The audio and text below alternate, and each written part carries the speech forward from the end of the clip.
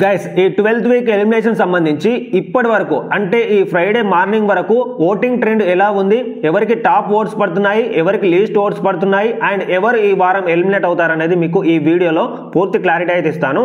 So వీడియోని continue చేసే ముందు వీడియోని లైక్ చేసి అయితే చూడండి. సో ఇది ఆర్డర్ వేయట్లేదు గైస్, జస్ట్ రిక్వెస్ట్ చేస్తున్నాను, ఎందుకంటే మీరు వీడియోని లైక్ చేసి చూస్తే నా వీడియోకి కొంత రీచ్ ఉంటుంది అనేసి. అండ్ ఇక టాపిక్లోకి వెళ్ళినట్టయితే ప్రతి వారం కూడా ఈ పర్సన్ ఖచ్చితంగా ఎలిమినేషన్ అవుతాడు ఎందుకంటే లీస్ట్ ఓట్స్ పడుతున్నాయి అనేసి మనం డిసైడ్ అవ్వచ్చు. కానీ ఈ వారం అలా డిసైడ్ అవ్వడానికి లేదు. ఒక నిఖిల్ మినహా మిగతా వాళ్ళందరూ కూడా డేంజర్ జోన్ లోనే ఉన్నారు. సో దీని ప్రకారం ఎవరికి ఇంకా లీస్ట్ ఓట్స్ పడుతూ ఖచ్చితంగా వీళ్ళే ఎలిమినేట్ అవుతారు అనేది మనం గెస్ చేద్దాం. సో ముఖ్యంగా నేను చాలా పోల్స్, ఓటింగ్ పోల్స్ చూసాను, ఆన్లైన్ లో కావచ్చు, యూట్యూబ్ లో కావచ్చు, ప్రతి కమ్యూనిటీ పోస్ట్ లో చూసినా, ఎక్కడ చూసినా కానీ మనకు నిఖిల్ అయితే 100% సేఫ్ జోన్ లోనే ఉన్నాడు. టాప్ ఓట్స్ అన్ని కూడా నిఖిల్కే పడుతున్నాయి. ఇక నిఖిల్ మినహా మిగతా వాళ్ళందరూ కూడా డేంజర్ జోన్ లో ఉన్నట్టే. అండ్ ఇక నబీల్ విషయానికి వస్తే నబీల్ కొన్ని చోట్ల టాప్ పొజిషన్లో ఉన్నాడు, అంటే ఫస్ట్ పొజిషన్లో ఉన్నాడు. అండ్ దాని తర్వాత కొన్ని చోట్ల లీస్ట్ ఓటింగ్స్తోని చివరి పొజిషన్లో ఉన్నాడు. ఇక్కడ నేను నబీల్ని ఏమనుకుంటున్నానంటే నబీల్కి 100% సైలెంట్ ఓటింగ్ పడుతుందేమో అనిపిస్తుంది. సో ఎందుకంటే ఆల్రెడీ బిగ్ బాస్ హౌస్లోనే మహబూబ్ కూడా మెన్షన్ చేశాడు మనకు కమ్యూనిటీ ఓట్స్ పడతాయి అనేసి. సో ఆ విధంగా సైలెంట్గా కమ్యూనిటీ ఓట్స్ పడితే మాత్రం ఖచ్చితంగా టాప్ పొజిషన్లో నబీల్ ఉండడానికి అవకాశం అయితే ఉంటుంది.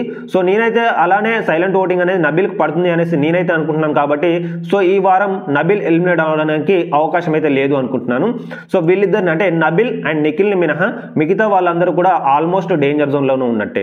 సో ఇక వీళ్ళిద్దరిని పక్కన పెడితే ఆ తర్వాత పొజిషన్ లో ఉంది మనకు ప్రేరణ గైస్. సో ప్రేరణకు అయితే లీస్ట్ ఓటింగ్స్ పడుతున్నాయి.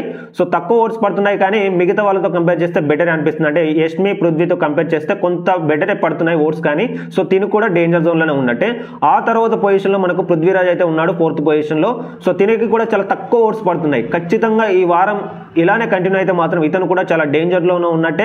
ఇతను ఎలిమినేట్ అయినా కానీ మనం ఆశ్చర్యపోవాల్సిన అవసరం లేదు, ఎందుకంటే అంత తక్కువ ఓట్స్ అయితే పడుతున్నాయి.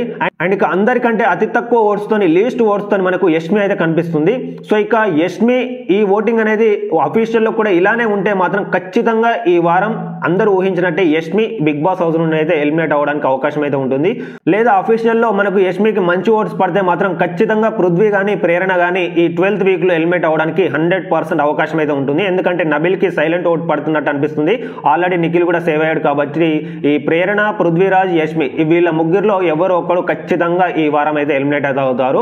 సో మీరు దీనిపై ఏమనుకుంటున్నారో, అసలు ఈ వారం ఎవరు ఎలిమినేట్ అవుతారు అనిపిస్తుంది అనేసి మీ ఒపీనియన్ కూడా కింద కమెంట్ అయితే చేయండి గైస్. సో నేను ప్రతి ఒక్క కమెంట్ కి రిప్లై అయితే ఇస్తాను. Thank you guys. మరొక మంచి అప్డేట్ తో మీ ముందుకైతే వస్తాను.